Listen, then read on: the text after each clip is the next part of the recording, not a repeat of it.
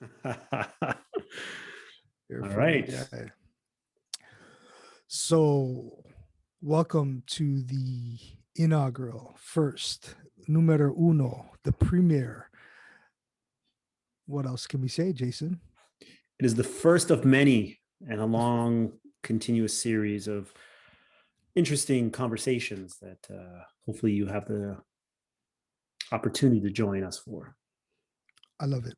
I am your co-host Neil Persaud, and I'm joined with my colleague Jason Rhule, and Hello. we're about to embark on a new journey, and we're grateful that you've decided to join us here and let us get a little bit in between your ears, so to speak.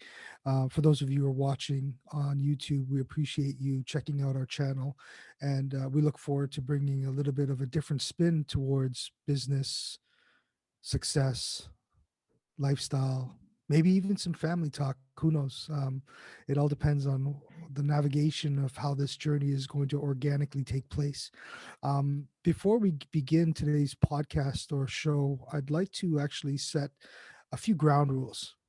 First and foremost, we are not here to sell you anything.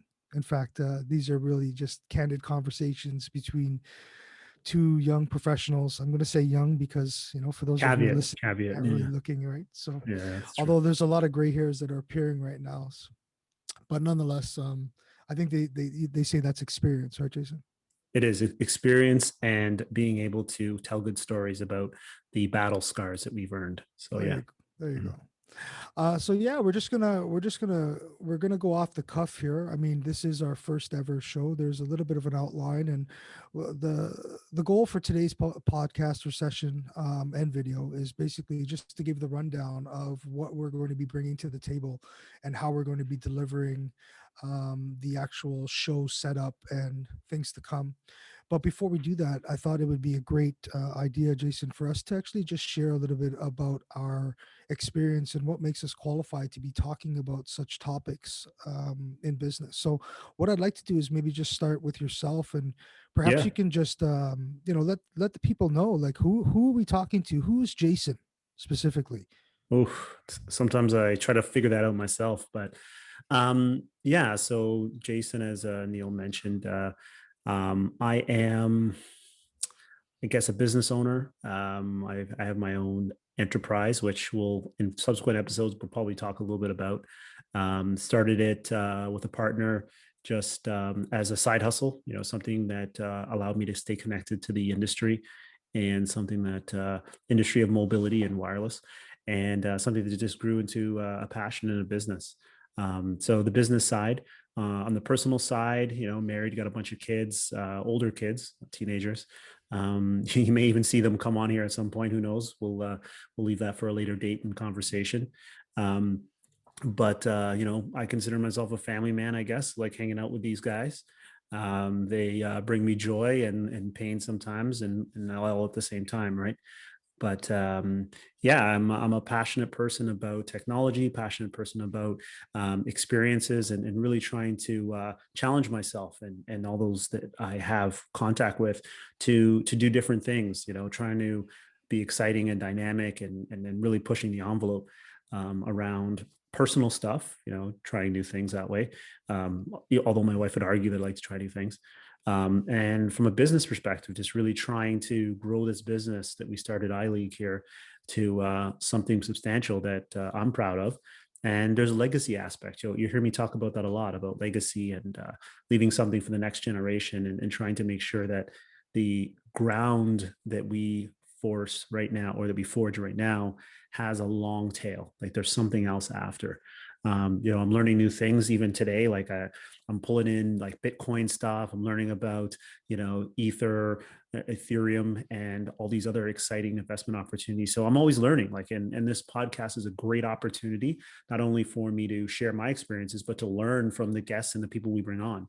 So, I'm very excited about the opportunity to do this podcast. So that's me in a nutshell. I got two sisters, parents in Mississauga somewhere. You've got Uh, two sisters. I do. I see. I Look, do. I've Yeah. known you for this long, and I didn't even know that. Yeah, I got Look two at that. sisters. Yeah, see? Yeah, It's I'm gonna be learning alongside of our audience simultaneously. yeah.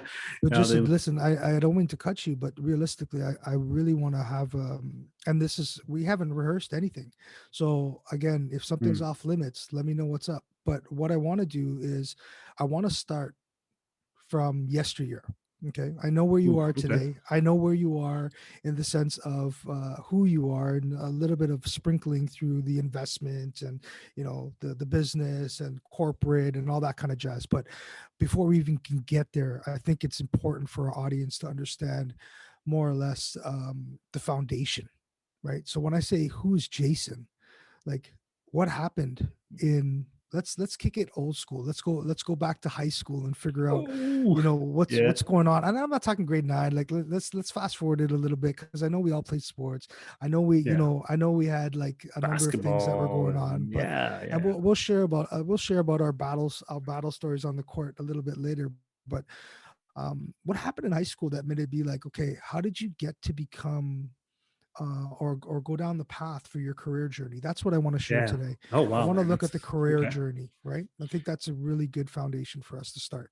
Yeah, no, I think to answer that question and to get a little bit more baseline of where it all started, if you want to call it that, always a sports guy. Always loved being on the court or being on the field and stuff like that. And that competitive drive is really what led me to business.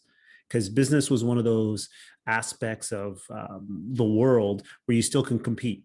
Right? You could still be out there. You could still want to leave a mark and win over the next guy. So always took business courses in high school, mixed in with sports. It was like business and gym. Like what business and gym courses are available? Those are the ones I want to be involved in. So really took a big interest and focus on that. And as I guess went to the next level or university, college, whatever, kind of took a little bit of a side jog, and I went to DeVry Institute of Technology, which doesn't exist in Canada anymore, I don't think. But back in the day when Sorry, you want to just explain what DeVry University is or technology for all of those millennials out there that yeah, have no I was idea what gonna you're say, talking about? what's DeVry? So DeVry, they had some like whacked out commercials back in the day where they would come on and they tell you about, DeVry, get a DeVry degree and technology will be your friend. So they were like the first OGs to really look at technology school or technical school. Like now there's tons of technical schools, Trios College, there's even a university that's all technically focused. But DeVry was like the OG. They're like the first ones to really want to have a technology based degree that was an alt to university. And that's the path I chose, right? Partly because I didn't really get my S together as it related to OACs, which again is another legacy term that no one knows unless you had to take them back in the day. But the ride was cool. Like it was fast paced. It was Sorry, I'm just semester gonna. based. We should layer in this graphic that says millennial update. OAC stands for. Ontario Academic Credit. There you go. And that for you guys is probably grade 13. So there was a grade 13 after grade 12. Sorry, I Yes, digress. yeah, it was a little bit of after that. So yeah, so rock that for a bit, and then the Vry led to some interesting people that I met along the way, and then really just went out and got a job, right? Like because that was kind of the thing to do, So hold on, right? your first job was before high school? You didn't have a job in Um, high school? oh yeah, man, I worked at Sport Check. I was a shoe guy. Oh Get man, out of here. how do I not mention that? Yeah, Sport Check Square One. We worked in the footwear department. It's So funny. hold on, hold So on, wait, wait, whoa. So hold on. yeah. So your shoe game was tight from way back when. Oh man, oh So come was on. that the play? Was that the leverage? Let me work at Sports Tech and I'm going to be able to get some shoes. It, it, Did it it's work out it's that way or? it's the equivalent of being like a chain smoker and wanting to work at a smoke shop. You know what I mean? Like that's the analogy, or being like a big weed guy and working at a dispensary in the cannabis space. It's that analogy, right? Because like shoes were it. That's every extra dollar I got. I'd be buying up, I guess, Air Maxes and old school Chris Webbers I saw the other day. Those were like the shoe Charles Barkley shoes back in the day. Jordans were Jordan was still playing. So, like getting Jordans is like, okay, he's wearing these. He'll be wearing these in the playoffs. Yeah, you got the the thing in the back. Actually, I was going to bring down a couple pairs of Jordans to put on the wall behind me, but I didn't want to flex too much. So yeah, like that was the thing. Like we bought shoes, we sold shoes. It was kind of like the jam back in the day at Sport Check. And the funny thing is, and these people may come up in the conversation, some of the people that I work with at Sport Check are still friends today. Like we started in 1995, which now when you look at it, it's like some of these people, one of them I still work with, and the other one, like I talk to every couple of days here and there. So it's kind of like it was an interesting time. And I worked at Sport Check throughout high school. If 1995, so toward the end of high school, and a little bit when I graduated and was going out to DeVry, because DeVry was here in Mississauga. That was another benefit, is I didn't have to go nowhere. I lived in my parents' house, and I didn't have to go nowhere for DeVry, so I was able to take that on. But I think fast forward to DeVry, my first job right out of school was at a place called Torment Industries. I know Torment. Yeah, What were you so doing there? Torment Cat. So I had this job. I was called an IT buyer. So guess what I bought? IT technology stuff. So I bought laptops. I bought phones when they kind of started coming out, like Blackberries, if anybody remembers those. So I was in that space, and I dealt primarily with all of the big suppliers, like your national computer suppliers, like GE Capital and some of those other cats like that. So that was my first job, 4 years. Did that. And then they decided that they wanted to get rid of my role and move into a different buying role and have that buyer as part of purchasing, because I was always part of IT, never really part of purchasing. So I was kind of that guy that was sat in the middle, right? Purchasing, but IT, but not either of not one of either, because IT, you have to know technical stuff. Purchasing, you have to be in POs and doing material authorization plans and planning for delivery builds and all the other stuff that is involved in purchasing. Didn't do any of that. So I was No, this makes a lot of sense now, knowing where you are.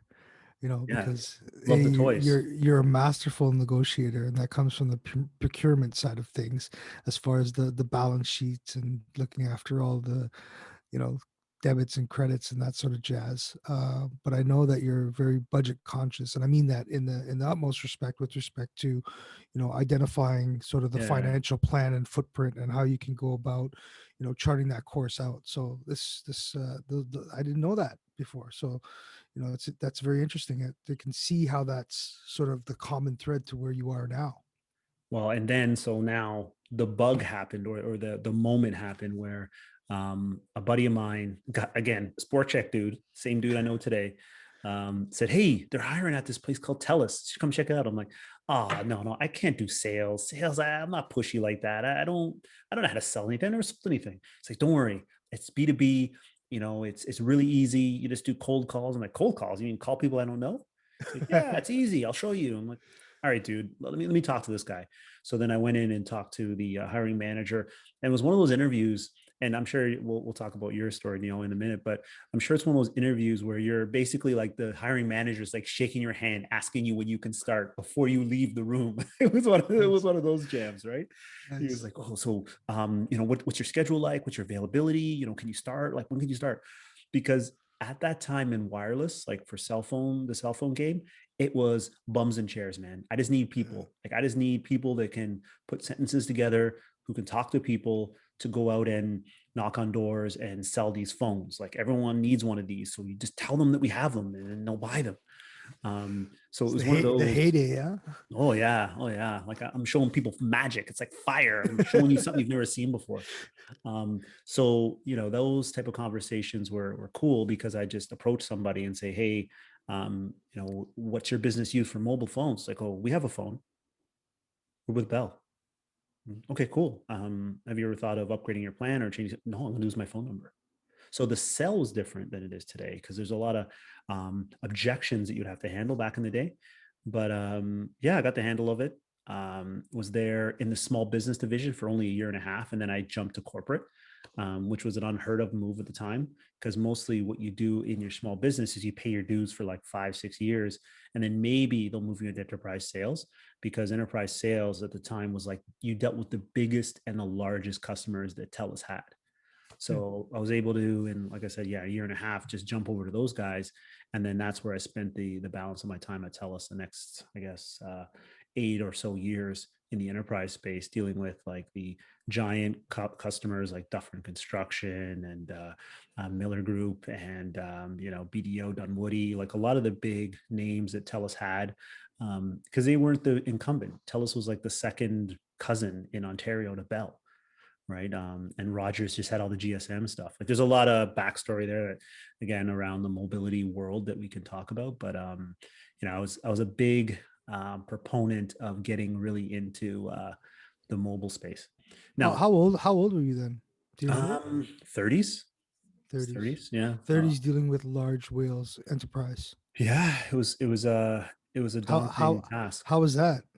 A little intimidating initially.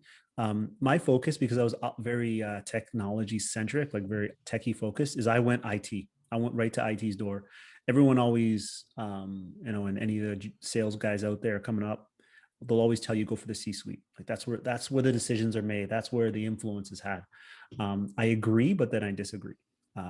When you're selling a technology product, if you have the IT team on your side, it makes the sale so much easier when the C-suite, basically, who know nothing about technology, have to depend on the opinion of IT. So if you got IT, then you have a really good opportunity to sell into that customer. So you really focus. Well, I always focus my efforts on the IT group because I found that they were the ones that would give me the POs. Usually are the ones that I can have the conversations with level to level, understand the use cases, the customer problems, etc. So I was focused on IT, and it always was a successful strategy, especially in these companies that were not IT centric. They were they were construction guys. They were garbage management guys. They were in some cases electricians and HVAC folks.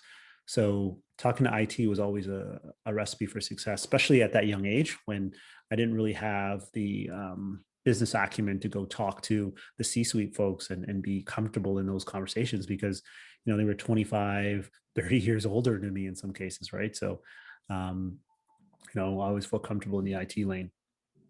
Nice. And where did you end up after? So after TELUS, I went work for a small startup out of Cleveland, Ohio. Yeah, formative years. It was called Vox Mobile. Worked for them for about a year. I left TELUS because I thought I was going to be an entrepreneur, start my own business.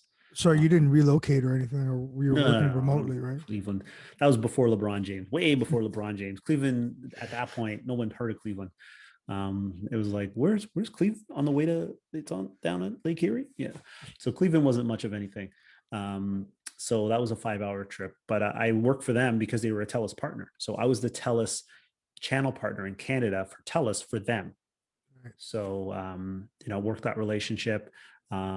Again, I was very much left to my own devices, kind of Jason, build the channel, Jason, get customers, Jason lays on with the TELUS folks, figure it out. It's possible. So I spent a year doing that, probably a year of a reset, I'd say. Kind of a little bit of a, what do you want to do with your life? Figure out your stuff. Do you like sales still? What type of sales are you in? So then after I left them, I got an opportunity again. A guy at TELUS said, "Hey, how do you like that job at Vox?" I'm like, it's okay. He goes, "I got a buddy at Apple."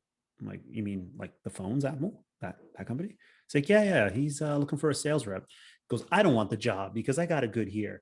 And which this guy's true. This guy's like if you look up salesman in a dictionary, this dude's pictures there. Like that's was this guy. This guy John Matthews. Maybe we'll have him on the pod one day. But he's like the sales guy. Like he antithesis. He's the antithesis of a salesperson. I can't even say the word, but he's the guy that, again, like he's the best friend of every CEO he knows. He's the guy at the cottage of the VP. He's the guy that's going out for drinks on the private jet of the controller. Like this is the guy that did all that. So, anyways, John said, talk to my boy, have an interview, see how it goes. I'm like, okay. Called him up. Weirdest interview ever, man. Like, basically, I got on the phone with the guy. He's like, asked me some questions, the pre-screen, right? Like, hey, tell me about a time when you know, fixed a challenging problem or something like that. Did all the softball questions. And then I was like, okay, well, so what's the next step? I'm very interested in learning more about the role and the position. He goes, well, we'll get back to you. So, okay, and then I'm like, done. That's it. See ya. Let's go find something else to do. Let's keep applying for other places. Maybe Rogers is hiring, or Bell or something, right? Because I knew the industry. So then I waited maybe a month, and then I got a call from the hiring manager. It's like, hey, this is such and such from Apple. Want to know if you come back in and meet some of the folks on our team. I'm like, oh, okay, cool. So then I got an opportunity to go up to their office at Birchmount and McNichol, not McNichol, Nickel, up in Markham McNichol. there. Yeah, yeah, McNichol, yeah, McNichol. yeah, Okay, yeah, I yeah. can't remember the roads up there. Anyways, so that's where their office is now. It's downtown. So went in there again, just unassuming building, no big Apple logo outside, nothing crazy, just some old looking modern building. It was didn't look like anything exceptional. Met with the hiring manager, nice enough dude. Met with his boss, again, nice enough dude. Met the country manager. Her name was Wendy, and again, thought it was chill. Nothing, no indication of excitement from them that I got the job, that they were happy, that I was the right fit or whatever. Then it bounced, went home. 2 days later, Richard, the original guy who interviewed me, called me up and said, "Hey, they want to make you an offer." I'm like, cool, okay. And I went in and back and forth. And the cool thing about Apple, I guess I can say this now because I don't work there anymore, but the money was crazy. Like the stock options back then, and the base salary. And I was, because coming from TELUS, you're making 80 grand base and then commission on top of that. Apple was almost triple that base, right? And this is what, 2010, 11, 10? No, 2012, right? So like, So my consulting fee just went up, by the way. yeah, Just I was FYI. gonna say that was a while ago, Neil. I'm making that money now. Come on. Well, you said stock options, bro. We're still here, man. I know you. Oh, I sold those bad boys. The stock options paid for renovating my basement in my old house, like the whole thing, like pimped it out. I put a projector down there and everything. Yeah. So I cashed those things out when I left Apple. Some of them vested, some of them didn't, but I got most of them. Anyways, so fast forward, worked there for 2 years. Had the weirdest job, I thought, after I took it, because I thought I was an enterprise sales rep, like a TELUS, like selling devices, going in, telling people what iPhones they could get, telling them what Macs they want to buy. The iPad was starting to be a big device, but at the end of the day, I was an iPad salesperson. It was not good. It didn't. Apple's enterprise presence, because I was on the enterprise side, was just emerging. I was one of the first, I'd say, half dozen reps that they had doing what I did, enterprise. And then pretty much when I left Apple and went to the Bank of Montreal, um, that's when the enterprise division kind of went through a shuffle. Um, Only one guy that I know is still there, and everybody else has kind of just gone off into the sunset or moved on. And again, I talked to this dude. I talked to him 2 weeks ago. It's like, how are you doing it, man? Like, what's it like? He goes, I don't know. I he's a very unassuming guy, and I think his lack of passion and the ability to disrupt makes him effective.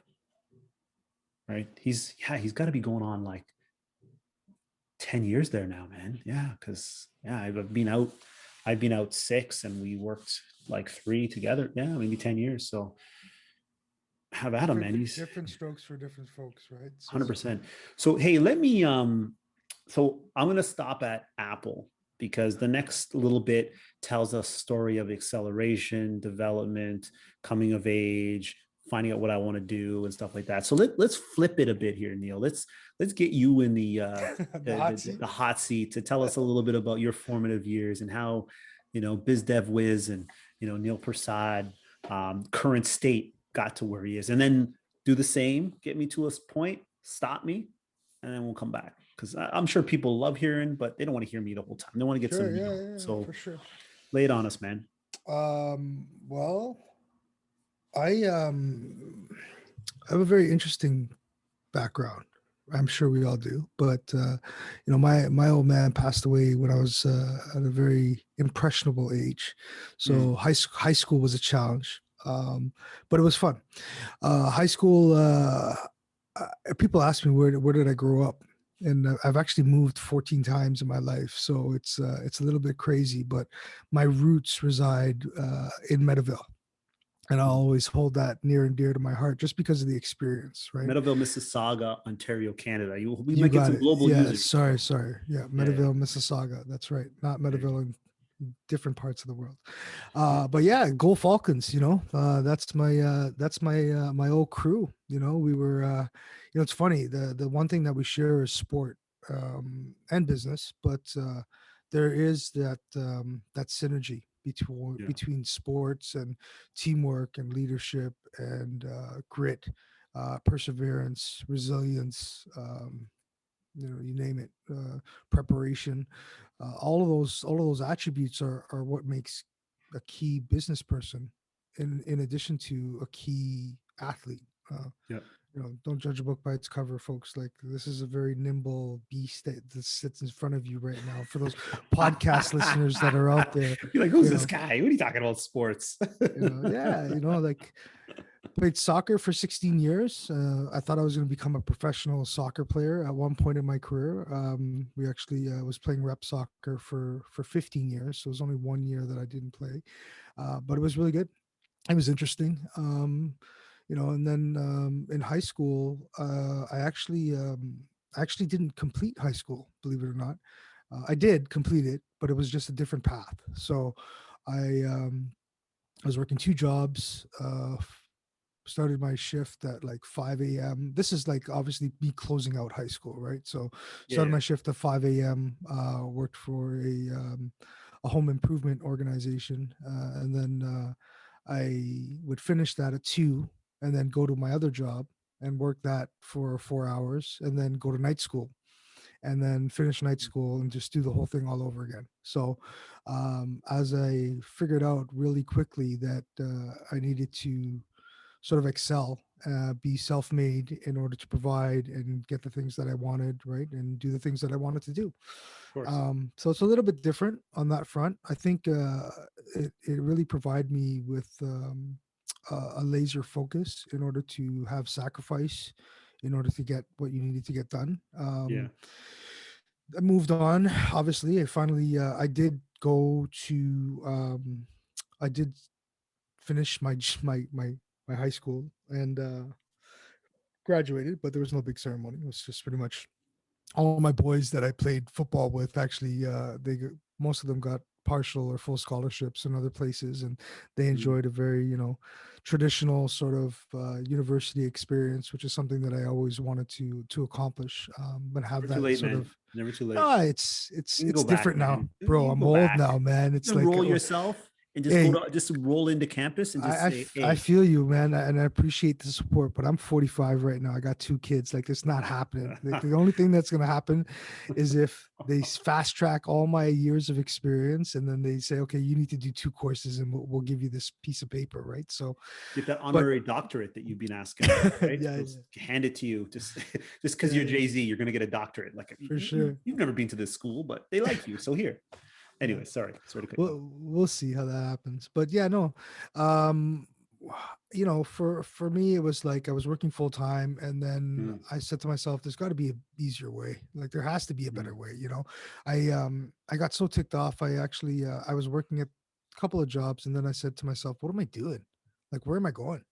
mm. And I remember going into work one day, and the manager had actually really got under my skin, and I didn't appreciate the way he spoke to me. And I had more years of experience than he did as my hiring manager, and I was just like, there was a little bit of transition with leadership. And I said to him, I said, I've got like 7 years more experience than you do here, right? Like, I understand how this runs without it being running at all. Like, me and the general manager are like, tight. We have it on lock, right? So, Yeah. and then he had some back comment for me, and I said, you know what, man, I quit, and I left, and I never looked back, and it was the greatest thing, because then that forced my hand to figure out exactly what I was going to do. I went into Sheridan College, and I Okay. actually got in their co-op program. The co-op program was a fast track program, so there was no break. There was no easing up. It was like Mhm. semester, co-op. How many year program was it, Neil? It's a Like how many 3 year years? program. 3 year program. Yeah. Okay. So the goal was to actually do the 3 year program and then finish off, because at that point in time, Sheridan was connected with a few universities, so Okay. they I were didn't know that. offering the bridge for the BA, but we'll get there. So, anyways, finished off the program, and I actually got pursued to do niche publishing. So in the program, got co-op, finished the co-op term, and next thing I know, I'm getting a call from this multimedia publishing company to be their marketing manager. And I remember I started my employment in high school. I started my employment, Jay, before I even had a social insurance number. That's when I started my employment. You know, I, I Getting those cash Yo, handouts. the hustle mode was serious from the time it Oh, actually was like serious. called I pure hustle. Pure hustle is what we call that. I got my first job was working at a line prep cook for my uncle at his restaurant in Toronto, and I had to get up at 5:30 a.m. and get in a car with him, drive about an hour to get where we were going in the city. Yeah. I would be passed out and then work a full 12-hour day and then pass out on the ride home. And that was during summer vacation, right? Ooh. You know, Yeah. guess how much I was making? At Take a that wild time, guess. Take a wild guess. I'm thinking 650 an hour. Bro, $15 a day. Oh, Child labor. Like I'm not trying to get him on labor, not trying son. to get him in trouble, but I'm just saying, Exactly. It's your like, uncle right now deleting our podcast and as we again, this speak. is like what, late 80s, you know what I mean? So it was Yeah. like, Yeah. Yeah. it is what it is. But anyways, again, it was just like I had to do, just mindset, right? Not looking back, it's like, wow, Discipline. Yeah. Mindset. discipline, getting it there, getting involved. Anyways, fast forward, so we're finished college. We're into the multimedia publishing company. It was the first hire for a family run business, and I was the Okay. only one that wasn't family. And I remember That's you know always we fun. s- it's very interesting dynamics, my friend. We could have a series on that alone. Oh, Oddly jeez. enough, i've Family never actually businesses. I've never been involved in enterprise. I've never worked corporate, quote unquote, right? Like big um corporate suit and tie, kind I of mean, I wear suit and downtown ties. towers. Well, uh, downtown towers, that type of stuff, eh? you Oh, got it. interesting. Yeah, Okay. never ever in my career have I done that. And for the longest while, couple decades actually, I actually avoided Toronto like the plague. I didn't want to work downtown. I didn't want to get caught up in that rat race. My mom, she actually worked downtown for many years, and Yeah. she would complain about the traffic and, like, things that just Really regular soured you to the commute. whole idea of it, eh? Yeah, I didn't want to get caught up in that rat race, man. I thought there's got to be a better way to make a living, right? And I If you figured, were to take that approach, like when you refer to it as a rat race, if you've ever seen the GO train load and unload in the morning downtown, it just makes you think of just the train comes and people just spread out. The train arrives, people just crowd in. Like obviously now because of COVID, that's not a thing anymore. But um, it was like you were on autopilot. That's what I called when I went downtown. When you go yeah, on the GO train, you get off the GO train, you go to your office, you do your office stuff, you go back on the GO train, you go home, you get in your car, you go to your house. It's like you're like autopilot. It's kind of like you ever see in those Spike Lee movies where the person's just basically moving on a track and they're just like, zzz, zzz, zzz. That's exactly what it's like, man. There yeah, really is no. It seems, I don't say dehumanizing, but it just seems like you're zombie. zombie. You're like Yeah, it's a rat race. Like so, yeah, that's a man. perfect Yeah, but anyway, sorry, continue. yeah. So like, for me, it was. Anyways, I worked for a multimedia publishing company. At Mhm. that time, coming out of the gate with that title, I thought, you know what, this is a great stepping stone for me. It's my first quote unquote real job, office job, I should say. Yeah. Um, and it gave me an opportunity to learn. I dug in deep, right? Like I had Yeah. something to prove because I left, sort of the academia field that I was in, Hmm. um, in order to build something. And that's exactly what I did. And you know, it's funny because you and I share that common thread when we're talking about legacy and what we Mhm. bring to the table. And it's quite evident that I'm a firm believer in that. Well, And that, let me ask you this question. What's the first thing you ever sold? First deal, dude, first time first, customer gave you money for a service or a product that you gave them. you Do know, you it's remember? yeah, 100%. So let's go back to sports. All sports teams, for the most part, have Mhm. travel and tournaments and uniforms and Yep. expenses. And you know, before I was even 4 feet high, like we were in a public area. I always excelled at fundraising, right? To drive to get those. We Girl were, Guides cookies. You were selling cookies. bro, you name it, I sold it, man. You know, it's I'm not joking, man. So you want to say the first one? I think it was in school they were selling like calendars and things like that. We sold Yeah. a box of almonds chocolate. Remember Remember those jump milk rope for chocolates? heart? Remember the Yep. jump rope for heart hustle where you had to go get your relatives to put like $5 in an envelope, and then I think one year, even back in because I grew up, well, I was in Toronto until I was 4, and then I moved to Mississauga when I was in, well, sorry, grade 4. So I was 9 years old, moved to Mhm. Mississauga, and then obviously stayed here for.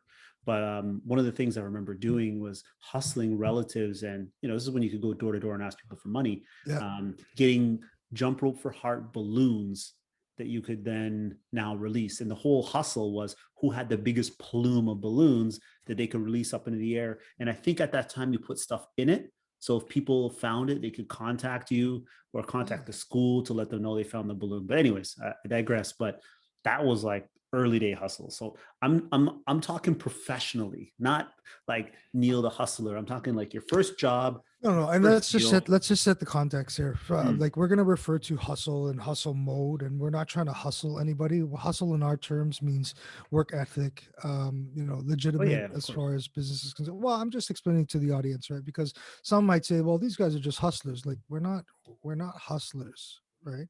Mm. We're it's a mentality with respect It's a to mindset, 100%. yeah, yeah, and what we bring to the table on that front. So professional sales, first thing I ever sold. Yeah. Um, it really doesn't. hmm, You know, it depends on how you look at it, right? So in school, Mhm. college, we were doing SWOT analysis for organizations as part of marketing classes. Yeah. And during that time, I actually started up a consulting business as well as a tiling business because that's what I was doing, sort of earning my keep. It's actually college was the first time I actually never had a job, full stop. But interesting story, I Mm. took my OSAP money and I went to the casino and I doubled down and I made sure that I quadrupled my money to pay for my books and my tuition. But it was the only time in my sort of lifetime that I didn't have a job. But the first time I realized that Mm. this could be very lucrative and an opportunity for me to help people was when I did a SWOT analysis for one of my mom's friends. She had an aluminum siding business, I think it was at the time, Mhm. and she needed help. And after did this analysis and I provided her with a detailed report, take a closer look at her strengths, weaknesses, opportunities, and threats, and I put that together and I delivered it to her. She asked me, she's like, what do I owe you? And I said, well, that's a good question, right? But I was like, you know what? It's about $50 an hour, and I put about 4 hours into it. And lo and behold, I got a check for $200, right? And I said to myself, wow, this is great. I didn't have to, Yeah. I didn't have to spend lift a box or stand on yeah, my feet. I didn't have to, exactly, right? break my back Yeah, or it was a yeah. manual labor, right? So it was like, wow, this is pretty cool, and I think I want to do this. And outside of school now, when I was working for the publishing company, it Mm. was the first sale. I don't even remember the dollar amount, to be honest with you, but I know, I spent about 15 years at that organization. When we started, I think we had about 49 advertising clients, and when I left, we had about 650 annual advertising clients, and we there were Spent so 15 many. years there, Neil. 15, You know, 1 5. I'm so glad that you brought that up, Jason. Yes, 1 5, and the reason that kept me there for so long is because I had an opportunity to build something from the ground up, and everything that we did was new. Mm, So gotcha. started with two magazines, it morphed to three. Started with three supporting websites, it morphed to 14. I we were actually Mm, when I first got there, I had to convince the owner to do invest in cable internet. Okay, so we were using dial-up. oh, So, geez. sorry for you millennials out there. Dial-up is an Ethernet cable that you used to take from the phone line and connect it to your modem in order for you to gain access. And 56K. simultaneously, you didn't have 56K. access to your phone while the internet was being used. Mm, And to top it off, we had a fax, and that's how we were using the ad approvals in order for us to get confirmation from the client. So God forbid that you needed to use the internet and the fax at the same you time. had I to was make your choice. And a phone call? Forget and a it. phone. No, Forget we're it. shutting down. Pick It's one. over. Pick It's one. it's over. So That's all you got. when I tell you, it's like, they're like, why do we need cable internet? And I'm like, really? Are you gonna really ask me that right now? Why are Like we how investing in this new fancy internet thing? What is it's this? just you know what you know when you know it, right? And Agreed. it's really cool looking back now, having assisted in building that legacy, because I helped train the two younger family members that are Hmm. part of that business now, and a lot of the policies and procedures that are in the mix. And I don't know if they're still working on it, but I contributed to that organization as though it was my own. And that's sort of the cloth that I'm cut from. I always have a tendency to treat the as an invested employee. I treat the business as though it was part of my own. And Yeah. Perfect. when I left there, we remember I was the first hire non-family member, right? And Yes.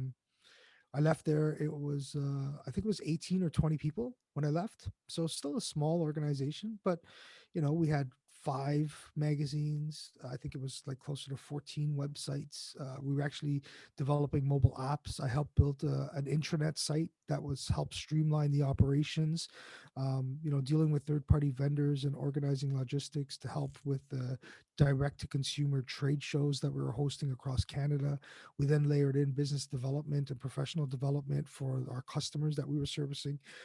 So I had an opportunity to host webinars and sessions and leadership courses and things of that nature. I Yeah. got to travel all across North America. Like, it was really, really great, man. Sounds like a good ramp on a first job or a first semi corporate job. Like you grew up in that business essentially. I totally did. I Yeah. totally did. Yeah. And, I love them, and it was a great opportunity. And, if I could do it all over again, I would do it again 100%, because I think I would never have an opportunity to have or worn that many hats, from finance to copy editing to organizing of photo shoots to selling sponsorship at trade shows to selling email marketing campaigns to developing and helping with the online advertising component that we layered Wow. in. Like, Yeah. there was just so many different elements and moving parts to that business, and we were a very lean team. Like, it was really, Everybody had to pitch in. yeah, it was all hands on deck, man. I remember, I don't know if you recall, but there was a major power outage back in, I want to say early 2000s, like Yeah. complete power outage that was gone. I was 2003, I believe. Mhm. Yeah. Yeah. I Yeah. was editing the magazine by candlelight, because we had a deadline to meet. And even though power outage or no power outage, we had to meet that deadline. So it's really funny, all the things that you look back on and sort of how you gained experience through that. From there, I went over to a digital marketing agency. Was actually partnered with Canada's largest direct mail company. They were Canada Post's largest company or client, and that was interesting because I'd left the nest. You know, I Yeah. The bird is finally out on his own, hoping to spread his wings, as they say, yeah, right? yeah, going to greener pastures, right? Got to prove myself all over again, Jay. Like, went Hmm. into another startup environment. When I started, we had, I think it was 6 people on staff, Yep. full service digital marketing agency, SEO, SEM, PPC. email marketing, events, third-party media buys, video production, you name it. Like we were there, right? And Yeah. I was the director of business development for that org, and Mhm, mhm. was tasked to develop some strategic partnerships with other like-minded organizations, non-compete, obviously. And Mhm. then, in addition to that, I was actually working with 50 sales reps across Canada. Well, So that was very interesting because they were were these employees or were they yeah, like no, there agents? were, well, some of them were employees, some of them had their own businesses as a Okay. hired contract, right? Okay. But at the end of the day, they were all contributing to the larger banner. But what was interesting was that uh, for the most part, they were digital dinosaurs. They had no idea about So these are the like old school marketing advertising guys trying yeah, to it's all sell. all print, right? So everything was Oh, print, okay. and digital was sort of the new thing that was coming into the fold to help their clientele sort of expand their message and help sync up the digital to the or the print to the digital world. So a lot of these guys thought Mm. that were taking food off their table, so to speak, because they were just so set it and forget Digital, it yeah. in their ways with regards to print, right? So it was very interesting to understand that dynamic and to see the shift because change is hard, right? Change is hard for anyone, especially if you've been doing it for such a long period of time. And you know this is your Yeah. world as far as like technology is concerned, right? Like Yeah. trying to get somebody to change a system or a software, it's like pulling teeth, if not harder. Oh yeah. Uh, Oh yeah. so It's not. It's not a not for the weak, right? Just evolving your technology, changing platforms, upgrading a phone, moving from an old phone to a new phone. There is always a level of anxiety that comes along with it. Just the unfamiliarity of the new platform, right? And yeah, especially in business, I find a lot of people rely upon legacy systems and legacy processes just because they know them so well. Not because they're more efficient, not because there's more opportunity to make revenue. It's just because they know it, right? yeah. And we're as humans, we're very adverse to change because of that uncomfort that we have, right? It's like if you're comfortable being uncomfortable, then change to you is nothing. But if you are very much one seeking comfort at all times, change is like the worst possible thing for you. So yeah, yeah. It's interesting that you say that because it's just been it's very for the last 4 years. I've had 5 jobs in the last 4 years. So being uncomfortable with change is something that's sort of been part of my ethos as of late. And I think if there's one thing that's taught me, it's Mm. the ability to pivot and adjust and adapt based on leadership, based on sort of direction, based on goals and targets, right? So it keeps you on your toes first and foremost. Mhm. First off, I don't recommend it, and it wasn't by choice. It's just the cards that were laid out in front of me. But Yeah. what there's always lessons to be learned, right, during that process. But continuing on from that particular initiative, when I left that organization, I actually did about 700,000 contracted revenue in less than 9 months. So I wasn't there for that long. Doubled their client base, and it was about 50% increase in net new business. And when I left, we left about 18 employees full time. And then I went So back and from what? So 7 to so 18, from six to 18, yeah, 6 to 18. in Okay. 9 months. So quick scale, right? We 9 months. needed Wow. bodies in the seat in order for us to, you know, in Do order for some of us the to things that need to get execute, done. right? Yeah. Execute on this. So again, legacy, right? Like we're talking about that as far as the common thread, right? Then I left there and I went to I covered a sabbatical. I was doing some consulting for about 11 months or something like that, and Okay. it's really not worth mentioning, to be honest with you. But aside from that, I went and I actually came across another digital marketing agency in Mississauga, which was again, they were in year 7 when I joined them, I Of the believe, business. Yeah. of the business. Yeah, and they had, I think they had 7 or 8 people. Yeah, it was 8 people on staff, I believe, Mhm. and I worked there for about 2.5 years. That was really fun, actually. It gave me an opportunity to create again more strategic alliances. I was involved with a number of different business associations and groups. Hmm. I was the co-chair for the Milton Chamber Breakfast Club. I sat on the Marketing Communications Committee for the Milton Chamber of Commerce. I sat on the Gulf Committee for the Oakville Chamber of Commerce. I was I was on the Burlington Chamber of Commerce for their Marketing Communications Committee. And then, in addition to that, I was involved with the Build organization.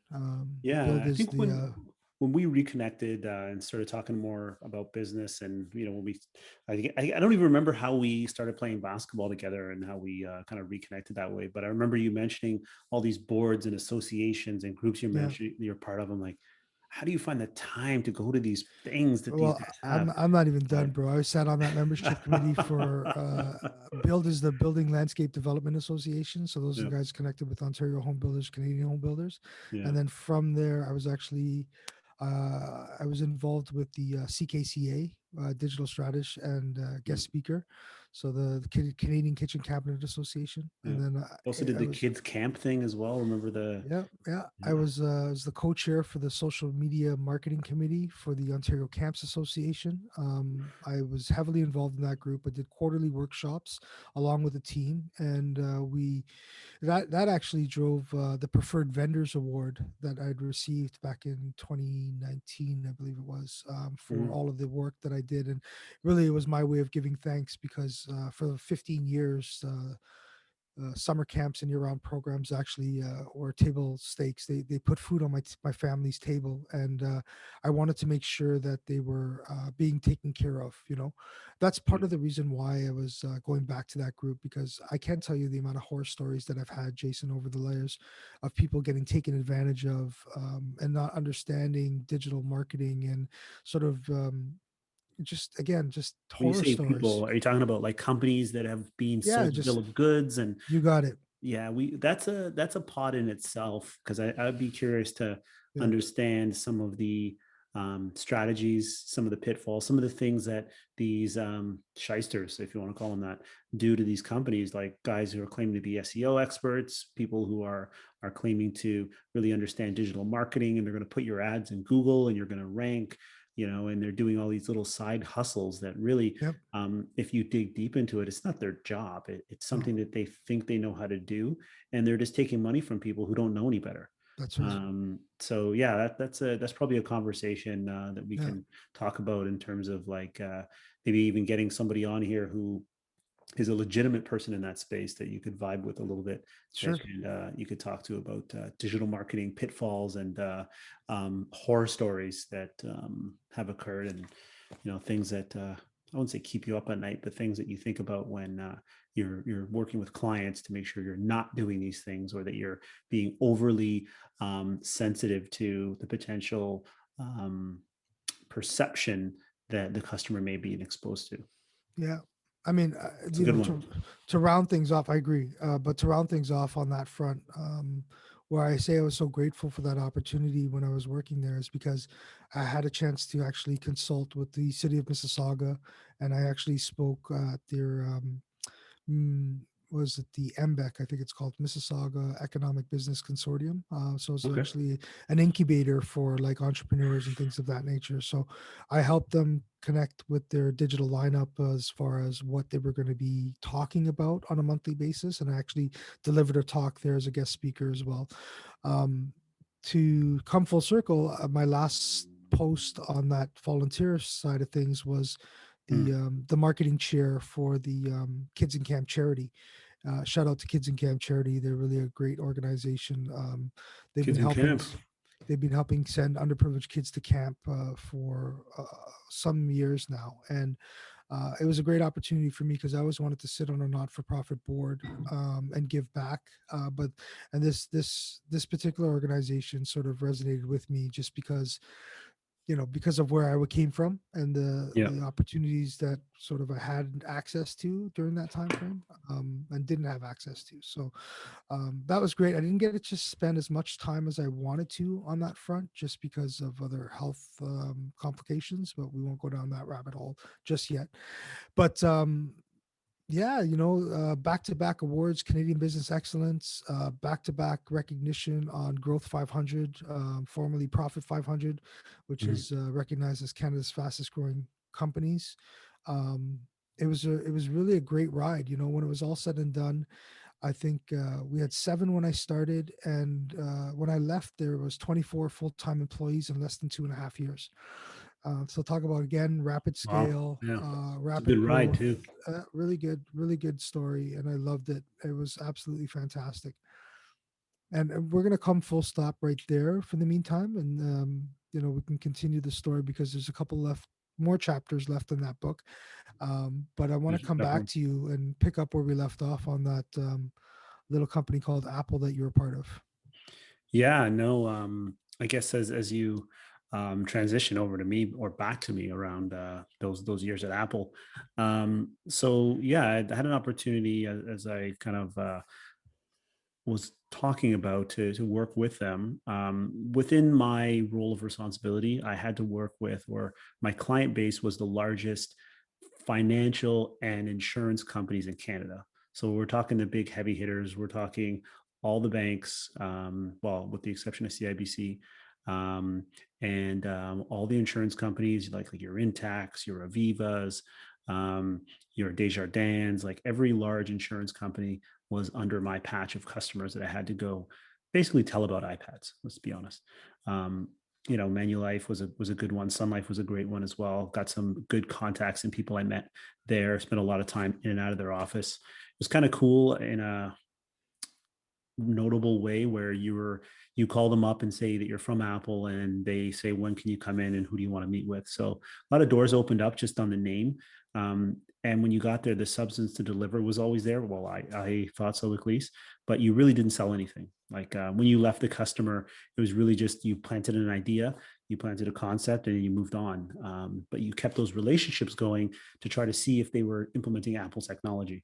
So, like I said, a glorified marketing rep, not so much a sales or enterprise rep by any means. So, Why'd you leave? just got tired of that type of role. I wanted to sell deals. I wanted to respond to RFPs. I wanted to sell product to customers. I wanted to be the guy who is completing transactions and be at the forefront. And I think I was at that point where, it was one of the few times in my life in sales that I had actual anxiety about what my results were going to be and what the perception of me was with others, like literally anxiety. Like I had never really experienced that before in sales. I always had an ability to work the comp plan or work the expectations to make it work out and excel and do well. But in Apple, I just couldn't figure it out. I just didn't know if what I was doing was effective, and I was having a lot of challenges personally, just kind of going through that. At that time, I had two kids. They're actually older. They were probably um, 10, 13 years old, in that range. So they were older. So I didn't have to, take them to daycare or anything like that. So I didn't have the stress of the family side. And my wife's always been pretty awesome with taking care of the kids because he's a teacher. So I didn't have to really have that stress. But the stress of the job was killing me. Put on weight, was getting, it was kind of my moment, right? And I'm sure you'll talk about your moment later on. But yeah, I decided, you know what, I need something that's going to allow me to get out of sales, but still let me use my experience. And then along came the bank. Along came one of my clients, because the bank was my client, right? And I met a great, very powerful, very influential lady there, who really had a good grip on technology. She was one of the technology leaders within that organization. And she's like, well, you're the expert in Apple. You want to come work for me? And I'm like, yeah, like sign me up. And then at the time she was didn't really have any roles available, and I was like, okay, well, I'm probably going to transition to Apple. I think they're going through some layoffs, which I'm hoping I can be part of, which is a terrible thing to say, but it ended up going that way. And I left Apple in October. No, in yeah, I think in like September, October, and I started at the bank in October, at the end of October. So just, I was on the sideline for like a week, and it was great. Like new people, not a sales environment, no funnels to fill out, no one-on-ones with my boss where I'm trying to like negotiate and kind of exaggerate deal sizes. Oh yeah, they're gonna buy 50. They're buying 50, no problem. Next month it's closing. Like none of that, man. None of that pandering to your manager about deals that you may or may not close.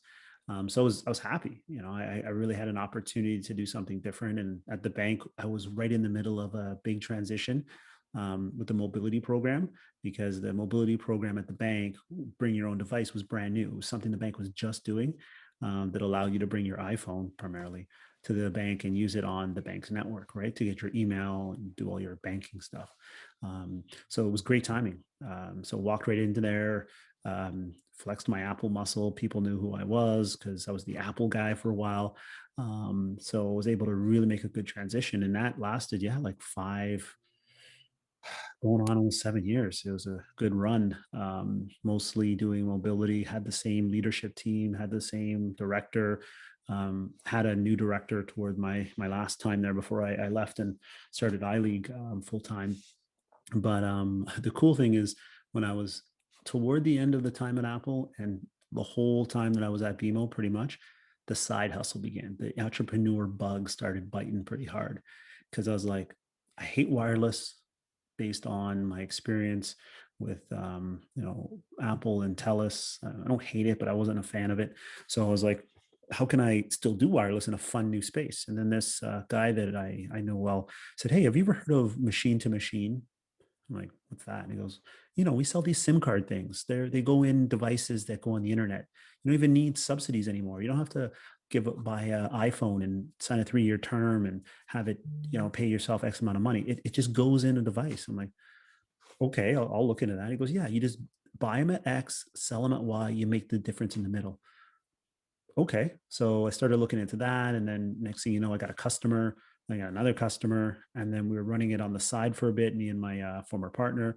And then next thing you know, like we're cranking them out, and full stop to today. Like iLeague's, I'll say a large company. We're a big small company, big in revenue, small in employees. But we've been cranking it out for the last full couple of years, full time, and all the baseline that I built was based on the fact that I had the secure bank job where I could flex and be relatively involved in both worlds. Like, it was a 9 to 5 and a 5 to 9. Right. So I was able to really live that lifestyle, and we can talk about that later on the pod, the kind of whole work-life balance, the 9 to 5 and the 5 to 9 piece, and how I think it worked for me. And, if there's people out there who are considering it or doing it now, how they can maybe transition from one to the other. So we'll throw that in the topic stack. But yeah, that's the up-to-date story. Again, we'll get into the details later about that whole transition. But yeah, from Apple to BMO to iLeague, and here we are. Oh. It's awesome. That's awesome. I really want to get into the story as far as the transition, right? Because there was nothing stopping you per se to actually just continue on the path that you were on, right? Oh, Like 100%. not necessarily double dipping, but like you said, the 9 to 5 and the 5 to 9. Because I know your work ethic, right? Like you're gonna bring it regardless, and where your attention is at during the day as well as during the evening, right? So Yeah. I can't wait to get into that conversation later on about what that pivotal moment was. So I'm really curious to see how that's going to resonate with others that are in that position currently, and others that are aspiring to be in that position. Agreed. I'm just writing it down so I don't forget. 100%. But I think, what, this is a good start. I think we covered some ground here. I think there's a lot more. I guess what I wanted to talk about, and the ways that this thing went, the conversation, I think we uncovered some good stuff. We learned a little bit about each other, and hopefully the audience learned a little bit about us. But I think there's a lot of different ways we can go. And I know we were going to be very topic heavy. We're going to have a slate of guests. We're going to have different people that we're going to talk with, understand, lifestyle stuff, business stuff, life stuff, etc. But I think setting this baseline was good. I don't know about you, Neil, but I thought this was a nice way to set the baseline for hopefully people that are going to join us. So this is exactly what I was worried about, right? Because you can see, like, no, real honestly, like, Yeah.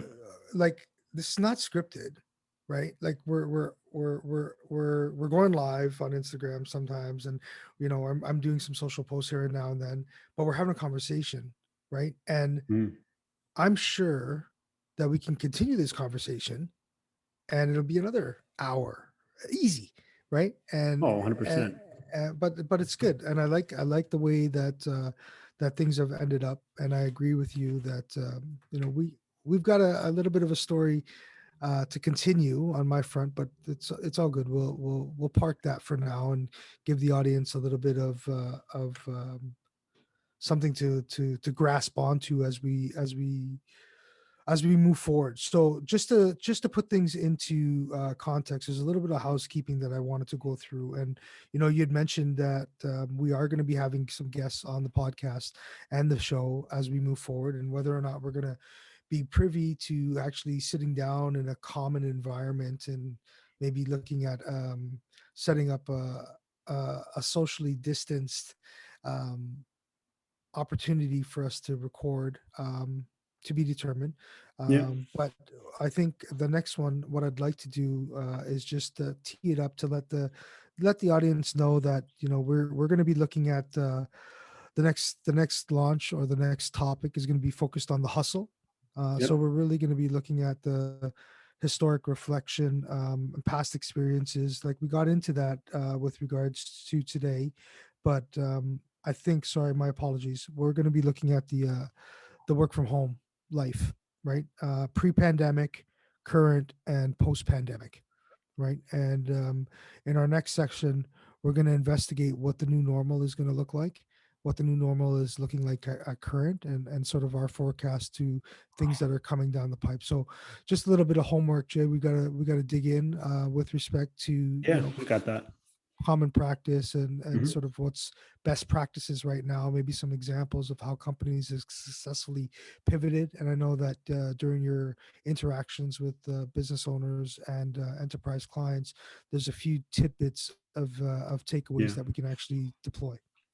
Yeah, no, I think that's a great path, Neil. I think as we impart some wisdom and experiences on people, I definitely want to dig into the work from home lifestyle and some of the things that I've experienced, and some of the things that people in my circle have told me, that whether it from experience from my wife and kind of her teaching from home, which was quite the experiment when she had to really go virtual all over again.